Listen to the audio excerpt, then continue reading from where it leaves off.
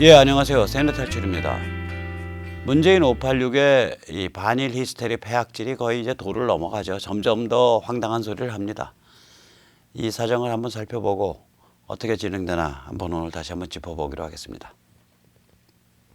거의 분기탱천 수준입니다. 조국은 9일 동안 일본 관련 페북질을 무려 38건 했습니다. 겁먹어서는 안 된다. 싸워야 한다. 이겨야 한다. 쫄지 말자. 대법 판결을 부정하면 친일파요 이적행위자다. 뭐 이런 그 황당한 소리들을 계속했죠. 또 재판 주권을 지키자. 여기다가 이제 이인영까지 튀어들었습니다.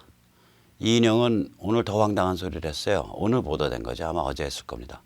일본이 백색 국가에서 한국을 제외하면 제2의 독립운동이 일어날 것이다. 아니 백색 국가라는 것 자체가 일종의 수출 관리를 특혜로 봐주는 건데 자기들 수출하면서 이거 수출 관리 좀 하겠다. 그러면 그게 걔들 권한 아니에요. 그거 가지고 이제 우리 경제를 만약에 마비시키는 조치를 취한다. 그러면은 그때 싸우면 되는 거지. 백색 국가 제외 자체가 어떻게 경제 보복이냐고. 그거 자체가 어떻게 경제 전면전이냐고요. 그러니까 논리적으로 말이 안 되는 소리를 하는 거예요.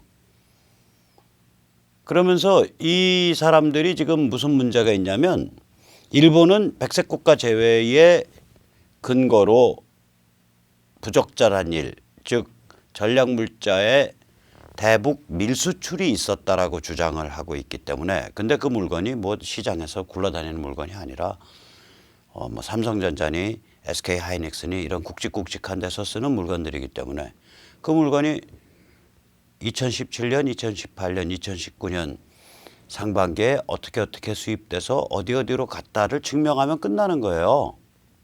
그런데 이 사람들은 이 그 부적절한 일이 없었다를 증명하는 게 아니라 백색 국가 제외가 곧 경제 보복이고 경제 전면전이다 이렇게 선언을 하고 나온 거라고요.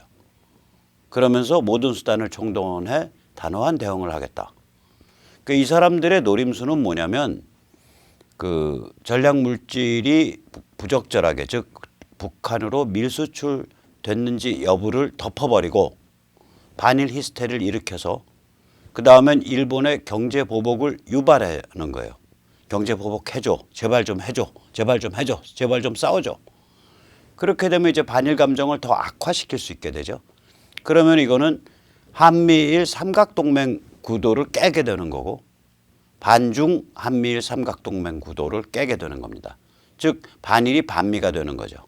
그 상태로 내년 총선까지 가겠다. 그러면 유리하다는 보고서까지 이제 민주당 쪽에서 나왔어요. 속이 빤히 보이는 짓이죠. 아니 이 와중에 이제 국회가 방일단을 조직해가지고 일본 자민당 간사장 니카이 도시히로를 만나러 갔습니다. 그런데 도시히로가 면담 약속을 연기했다가 그리고 최종적으로 취소해 버렸어요. 한마디로 물을 먹였죠. 그래서 또 이거 수모당했다 뭐 우리가 거지냐 별소리가 다 나오는데 저는 솔직히 쌤통이라고 생각합니다. 이 방일단을 이끈 강창일 씨가 우리가 거지냐 그러고 분기탱천 했는데 제가 보기엔 거지보다 못하거든요. 거지는 분수를 알고 저 불쌍한 사람입니다. 한 푼 주십시오 라는 프로토콜이 있어요. 거지 나름에. 그러면 지금 이 와중에 국회의원들이 일본에 갈 때는 프로토콜을 지켜야 돼요. 그냥 가서 얼굴 보고 쎄쎄쎄 우리 좋게 지내자 이러고 가는 거 아니라고요. 지금. 가서 프로토콜을 지키려면 이런 소리가 나와야 돼요. 징용 판결은 물론 사법부의 그런 그 판결을 우리가 존중하기는 하지만 과연 이제 두 나라의 관계를 생각해서 냉정하게 국제법상으로 문제가 없는지 살펴볼 때가 됐다. 전략물질 밀수출을 했다라고 일본 측에서 우리한테 연초부터 시작해서 계속 문제를 제기했는데 우리가 그 태만히 했다가 우리를 신의가 없는 정부라고까지 일본 측이 얘기한 것에 대해서 아베가 얘기한 것에 대해서 참 성념의 정을 금할 수 없다. 그러나 이제부터라도 전략물질이 제대로 관리됐는지 또 앞으로 제대로 관리될 것인지 한일 양국이 밀접히 협력할 방안을 찾아야겠다. 그 다음에 그 레이더 이쪽 그 일본 측은 이제 그 북한의 괴선박을 초계기가 일본 초계기가 정찰하니까 한국 군의 해군이 거기다 대고 사격용 레이더를 비췄다라는 게 일본 측 주장이거든요. 앞으로 이 북한 이 밀수출 혹은 환적 혹은 밀수입 등을 가로막는 그 초계 활동 등에 있어서 대북 봉쇄에 있어서 한일 간에 보다 밀접하게 오해 없이 협력하는 방안을 좀 우리가 모색해야 되지 않겠냐. 그 다음에 일본이 제일 가려운 데가 지금 그거 아니에요. 센카쿠. 그 중국 공산당의 제1노련 구상에 의하면 오키나와 열도 그다음에 일본 열도니까 제1노련 안쪽이 한반도가 포함된다. 그래서 사실 그 중국 공산당의 제1노련 구상은 지금 당장은 일본의 센카쿠에 국한된 문제로 한국인들은 인식하지만 실제로는 한국인들에도 직접적인 연관이 있지 않은가 그런 걱정이 있다. 이런 정도 화답성 아젠다를 가지고 방문을 해야 문제를 푸는데 그냥 우리 만나자. 만나자고 했잖아. 만나자고 했지. 근데 화답성 아젠다를 하나도 준비를 안 해갖고 왔는데 뭐하러 만나냐고. 니카이 도시 1호 간사장이 시간이 썩어나는 사람이냐고.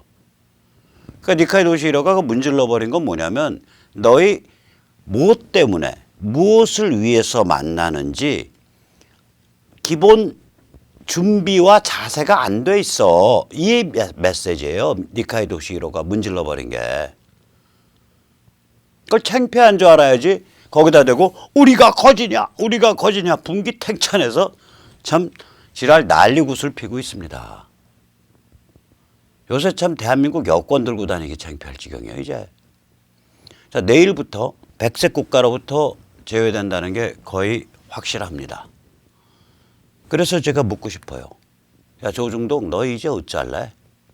지금까지는 문재인 손바닥, 문재인 586, 문86의 반일 히스테리를 부채질하는 문재인 손바닥 위에서 홀딱 벗고 스트립쇼를 추는 그런 깨춤을 추는 그런 바보짓을 했는데 앞으로 어떡할래? 문86 반일 히스테리의 부채질에 이건 결국 반미로 가는 건데 이건 한미일 동맹을 파괴하는 건데 중국을 겨냥한 그다음에 이거는 결국 총선 부역인데 얘들 얼마나 흉악해요. 강경화나 뭐 이런 쪽에서 나오는 말이 우리 한일 군사정보 교환을 파괴하겠다. 한일 군사정보 교환하면 우리가 덕보거든요. 왜냐? 군사 정찰 위성이 0대 빵대 6이에요. 일본이 6개 띄워놓고 있고 우리는 0개입니다. 일본 입장에서는 뭐 북한 쪽 감청 자료 뭐 이런 거는 미국에서 다 받고 있어요 지금. 특별히 한국에서 더 받아서 뭐 유의미한 게 별로 없어요. 반면 우리 입장에서는 일본 쪽으로부터 정찰 위성에서 나오는 정보를 받을 수 있으니까 우리가 유리한 거라고. 우리가 유리한 것도 이제 분이 나서 오기에 따라서 그거 지소미아 우리 파기해. 이렇게 미친 짓을 하고 있는 거예요. 조중동은 이런 거 제대로 보도를 안 한다고요. 지소미아 파기하면 우리가 손해다. 이런 얘기를 조중동에서 제가 대서특필한 걸 못 봤거든요. 강경화 너 미쳤냐. 그건 일본에 대한 보복이 아니라 일본에 대한 대응이 아니라 자해소동이다. 배갈르고 막 자기 혼자서 그냥 분기탱천해서 날뛰는 거다. 당신 지금 이상한 상태다. 강경화. 이 얘기를 조중동이 대서특필을 해줘야 될 거 아니야. 안 하잖아요.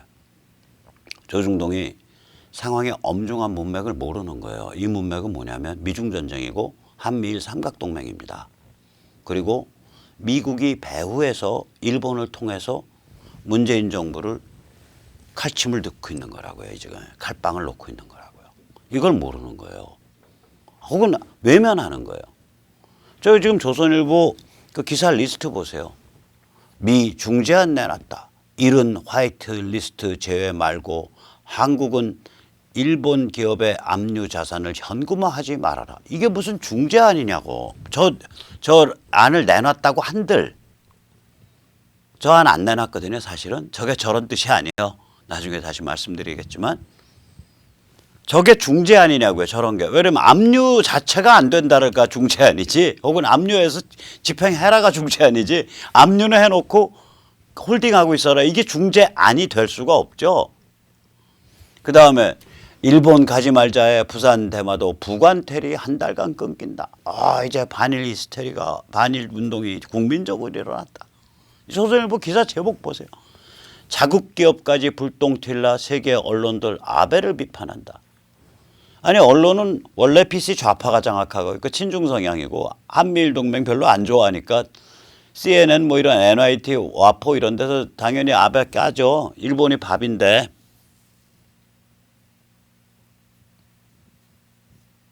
그거 이러고 있단 말이죠. 이러고 이제 어쩔 거냐고. 이렇게 정신머리 안 차려서. 그리고 일본이 눈 하나 깜짝할 것 같아요. 여유 만만합니다.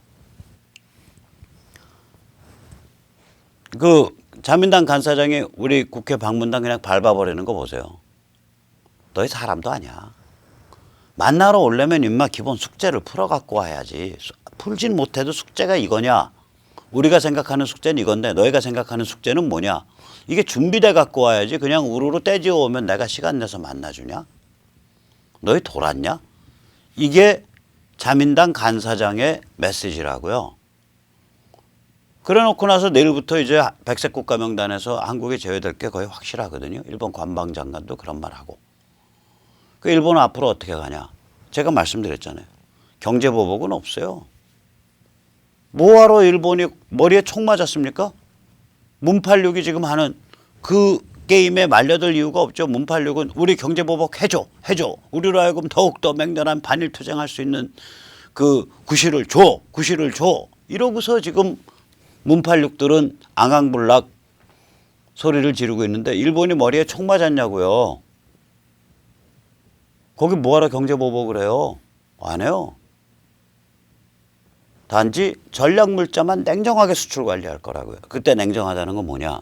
수입선이 삼성전자냐 혹은 SK하이닉스냐 이렇게 확실한 경우에는 굉장히 신속하게 처리해주고 수입선이 좀 더 확인해 봐야 될 때는 실무적으로 필요한 기간만큼 확인하고 수입선이 이게 좀 야리꾸리해 그러면 수출허가 안 해주고 이렇게 전략물자는 냉정하게 수출 관리하고 나머지 경제보복 안 할 거예요. 그러니까 문팔육이 저런 소리를 하는 거예요. 이것이 읽은 거라. 백색 국가 명단 제외 자체가 경제전쟁 선포다 이렇게. 이거는요. 이건 날도운동 같은 소리인데 이인영 씨 그 얼굴은 순하게 생겨갖고 왜 그래? 아니 우리가 원래 이게 전략물자가 수출 관리를 하게 돼 있는 물자인데 상대방 국가가 우리랑 거래량이 많고 믿음직하니까 오케이 그 수출 관리를 생략하고 포괄적인 신고해서 그냥 쭉쭉 물건 나가게 해줬던 거. 그게 백색 명단이에요. 백색 국가 명단이에요. 근데 한국이 좀 문제가 많아 보니까 물량이 샜어. 근데 한국 정부가 그 인정도 안 하고 관리하겠다는 뜻도 없어. 아니 석탄을 밀수입한 자들을 간첩 용의자나 형사로 엮어서 제대로 조사를 안 해. 석유 환적을 진행했던 회사를 환적 그 순간에 다시 한번 배를 옮겨서 환적했다는 이유로 제대로 조사 안 해. 그리고 벤츠가 부산에서 떴어. 그것도 제대로 조사 안 해. 그럼 얘들은 북한과 내통하는 자들을 그냥 방치하고 있다는 거야. 그러니까 우리가 직접 수출 관리하겠다 이건데. 그거가 경제전쟁이냐고.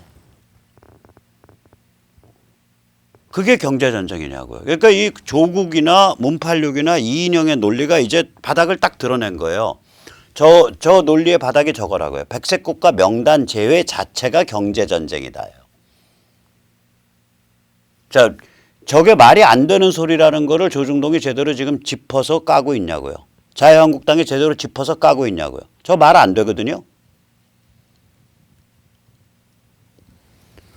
그래 일본은 징용 판결 그거 문제가 많다. 그거 국제법상 완전히 말이 안 되는 거 협정 깬 거다. 이런 얘기 하는데 그건 국제 무대로 계속 끌고 가면 돼요. 너희 그래 해봐라 이거요. 강제 집행해봐라.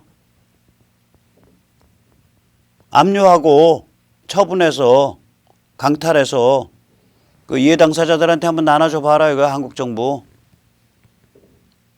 그 국제 무대로 끌고 가서 그건 해결 보겠다 이거예요. 일본은 지금 문팔육 조중동의 반일 히스테리를 오히려 역이용하고 있는 측면이 있습니다. 뭐 자민당의 선거판에서 역이용하는 것뿐만이 아니라 한국인들한테 각인시키는 거 아니에요. 우리가 수도꼭지는 우리가 잡고 있거든. 너희가 우리한테 수출하는 물건은 우리가 다른 데서도 사올 수 있어. 그런데 우리가 너희한테 수출하는 물건은 너희 경제를 돌리는 데서 핵심적인 기계류, 부품류, 소재류야. 너희 까불면 진짜 골로 가는 수 있어. 라는 그 일본의 파워를 한국인한테 각인시키고 있는 거라고요. 버르장머리를 잡고 있는 거라고요. 근데 실제로는 그 칼은 안 쓰죠. 그래서 이런 상황이 벌어지니까 미국은 후다닥 그냥 5조 원 해먹잖아요. 바로 연 5조 원, 완샷 5조 원이 아니라 분담금 5조 원 올리자고. 이게 문팔육이 완전히 재발등 찍었죠. 문팔육 기억하시지만 분담금 1,000억 올리는 거 가지고 질질 끌어가지고 미국 야마돌게 만들었었잖아요. 1,000억 그때 제가 세뇌 탈출해서 한번 뭐 해보니까 국민 수로 나눠보니까 1,000억이면은 1인당 2천 몇백 원인가 뭐 이렇게 나오죠. 1,200억인가 가지고 그 질질 끌었었잖아요. 그 1조 안 넘긴다고 총액이. 근데 그걸 6배로 올리겠다는 거 아니에요. 5배, 6배. 5조를 더 내라는 거 아니에요. 그거 지금 볼턴이 와서 얘기했는데 문재인이 반박한 거 있어요? 제대로 반박한 거 있어요? 반일 투쟁한답시고요. 어떻게든 미국 끌어넣겠다고요? 그 반박은 하나도 못해. 그냥 샷다 마우스해. 거기다 볼턴이 와서 문팔육은 패싱하고 나경원을 만났죠. 물론 나경원이 그거 패를 못 받아먹고 개발질을 했지만 아무튼 한국당 쪽에 던진 메시지는 뭐냐면 그때 야 니들이 그래도 야당인데 중심 좀 잡어. 그 반일 히스테리에 깨좀 주지 말고 그 원유철이는 왜 따라가냐고 거기 일본에. 바보 등신들 같이 아무 준비도 안 하고 우르르 몰려가는데 왜 따라가냐고. 죽창 깎아서 아예 들고 가지. 여기다가 충성 조국 써놓고 누가 야 당신 조국한테 충성하는 거야? 그러면 아니 나는 조국에 충성하는 거야. 죽창 들고. 내가 원유철 맛간지 옛날부터 알았어요. 뭐 자체 핵무장 주장하고 할 때 저 사람 머리를 어디다가 떼어다 두고 사는 사람인가 그랬어요. 제가 보기에는 그 사람 머리는 아마 집에 어디 금고 속에 보관돼 있을 거예요. 밀랍으로 만든 가짜 머리 붙이고서 저기에 출근하는 것 같아 여의도에. 이게 이제 이거죠. 5조는 그냥 통과된 거예요. 근데 사실 저는 기뻐요. 5조 껌값이다 이거요. 지금 뭐 경기 살려보겠다고 순식간에 푸른 돈이 뭐 수십조 이상 되는데 지금 상반기에 너무 다 돈을 풀어갖고 하반기에는 공무원 월급 주고 월세 내고 뭐 냉난방하고 뭐 일반적인 그런 경상성 비용 외에는 없다는 거 아니에요 돈이 거의. 5조는 껌값이라고. 왜 껌값이냐? 앞으로 1, 20년 이상 중국 제어, 중국 무력화, 중국 변화 촉발 프로세스가 진행돼요. 그러니까 중국이 이제 용광로처럼 이제 달아올라 가지고 이제 녹는다고요. 우리 바로 그 용광로 바깥의 벽이잖아. 그렇잖아요. 그럼 우리는 그걸 단단히 무장하고 있어야지 우리가. 단단히 무장하는 걸 제일 싸게 하는 길은 뭐예요? 미군을 단단히 붙잡고 있는 거죠. 지금 중국은 높게 생겼어요. 지금 홍콩 보세요. 저거 홍콩이요. 뭐 인민해방군이 뭐 홍콩 주위로 이동해 있다? 들어와 보라 그래요. 그래서 단 100명이라도 죽여보라 그래요. 중국 아작납니다. 이제 천안문처럼 안 넘어가요. 홍콩 사정을 제일 잘 전하는 우리 유튜버 있죠. 한국계 유튜버. 홍콩에서 왔다 갔다 하시는 분. 목격자 K. 제가 그 청년 유튜버랑 어젯밤에 좀 얘기를 많이 했어요. 제가 목격자 K님한테 이렇게 말했어요. 홍콩 사람들의 관점에서 보면 이런 거 아닙니까? 자기가 영국 스타일로 살아왔는데 영국적 가치관과 영국적 문화 속에서 이게 중화인민공화국 백성이 되라 그러니까 그 사람들 입장에서는 자기 존재를 부정당하는 그런 상황이 아닙니까? 그런데 그동안 이걸 못했던 이유는 미국과 중국의 밀월 관계니까 들고 일어났을 때 중국이 내리밟으면 미국이 그냥 천안문 때처럼 89년 천안문 때처럼 눈 감고 지나갈 거다. 그래서 그동안 자제해 왔었는데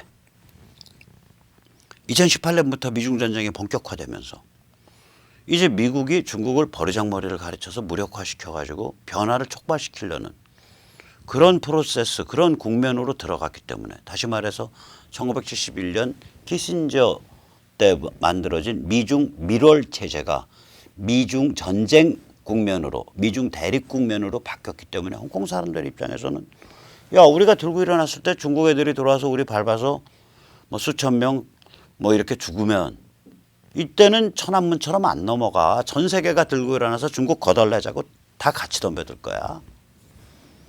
그리고 1989년만 해도요. 중국을 거덜내자고 덤벼들어도 중국이 거덜이 안 납니다. 그냥 그게 7년밖에 안 돼요. 한 7, 8년밖에 중국이 개혁개방 간 지가 89년이면 그러니까 밖에서 중국을 고립화시켜도 중국이 그냥 매 맞고 견딘다고요. 제가 나중에 한번 다룰 텐데 중국이 얼마나 끔찍한 데냐.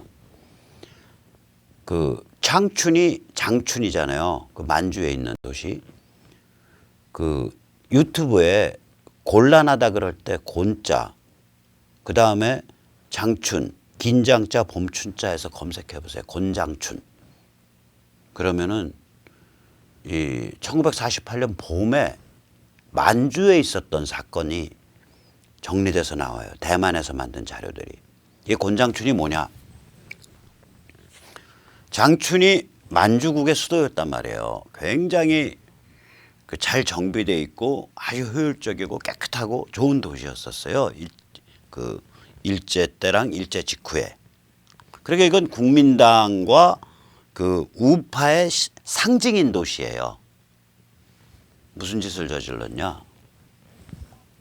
중국 공산군이 그걸 포위를 하고 사람을 굶겨 죽였어요. 그래서 인구 50만 중에 30여만 명이 굶어 죽고 17만 명이 살아남았다고요. 얘들이 이렇게 잔인한 애들이에요. 그 피비린내 나는 그 짓을 태연히 한다고요. 태연히. 한 도시에 3분의 2 넘게 굶겨 죽였다고요. 3분의 1을. 의도적으로. 왜냐하면 그 도시가 중국 국민당의 상징인 도시니까. 그래서 곤장춘이라고 한번 유튜브에 한자로 곤란한 곤자, 긴장자, 봄춘자 해서 한번 보세요. 이게 황당합니다. 그러니까 홍콩 입장에서도 그러니까 이게 뭐냐면은 옛날 1989년 같았었으면 중국이 그런 짓을 하고도 견뎌요. 그냥 바깥에 고립돼 오케이. 그때는 중국 사람들이 에너지도 많이 안 쓰고 먹는 것도 변변찮고 하니까 자급자족하면서 농산물을 수출할 수 있는 상태였거든요. 견뎌버린다고요. 지금요. 일단 미중 밀월이 깨진 데다가 지금 만약에 전 세계에서 들고 일어나서 홍콩을 봐라. 대량 학살 일어났다 그러고 중국을 공격을 해버리면 중국은 문 닫아야 돼요. 그럼 이게 무슨 얘기냐? 홍콩은 해방구로 간다는 소리예요. 두고 보십시오. 홍콩이 해방구로 갑니다. 명색은 완차이난데 홍콩은 지멋대로 사는 게 돼요. 그러면 그 지멋대로 사는 분위기가 어디로 퍽 튀냐? 마쿠로 튀고요. 심천으로 튀고요. 심천 뒤에 동관 튀고요. 동관 뒤에 광저우 튀고요. 광동 전체 튀고요. 그러면 그 다음에 어디로 튀냐? 후지안 튀고요. 샹하이 튀는 거예요. 그 분위기가. 중국이 녹는다고요. 녹아요. 그 무시무시한 용광로거든요. 고열 용광로인데 중국을 놓기는 그 용광로의 벽이 바로 한반도란 말이에요. 그럼 우리가 얼마나 민감한 지역이야. 그럼 우리 보험 들어야 될 거 아니요. 4천만 명의 독립과 자존을 위한 보험료가 5조야? 껌값이다 이거예요. 껌값이에요. 저는 볼턴이 10조 안 불러서 다행이라고 생각해요. 그러나 쟤들 입장에서는 불과 1,000억을 더 내는 거 가지고 뭐 민족의 자존심이 어쩌고 하면서 완전히 미국을 물먹였었잖아요. 근데 이번에 5조를 더 불렀는데도 샷다 마우스하고 아무 소리를 못해.